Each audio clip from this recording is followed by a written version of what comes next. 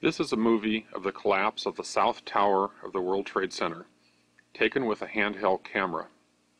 In the original video, the camera is moving wildly, so the details of the collapsing building are hard to see.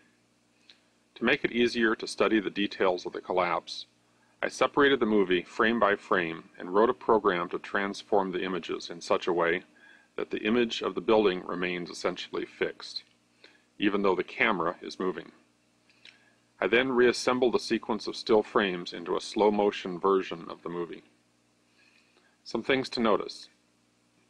Notice that the building is not collapsing one floor at a time. Material is being explosively ejected from many floors at the same time. This contradicts the pancake theory that would explain the ejections as dust puffed out from between the floors as they slammed together. Notice that the leading edge of the explosions is extremely uniform, forming perfectly horizontal lines along both visible faces of the building. But explosive ejections are continuing on other floors as well, and all of this is happening many floors below where the actual collapse is occurring. Notice if you look along the corner of the building that the intact structure of the building is visible well above the leading edge of the explosions. The explosions are clearly not caused by pancaking floors as they collapse. They precede the collapse, well in advance of the actual collapsing portion of the building. Notice that the cloud of debris is not moving down the building. It is being ejected horizontally outward at high speed. From where they landed, one can calculate that heavy girders are ejected at speeds of up to 60 miles per hour. The debris cloud appears to be moving down the building, but what is actually moving down the building is a wave of explosions.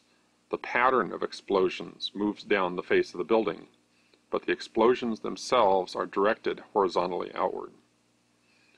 Notice that although the destruction of the building seems to be progressing in an extremely uniform manner, at the same time, seen from other points of view, the top section of the building is in fact in the process of toppling over.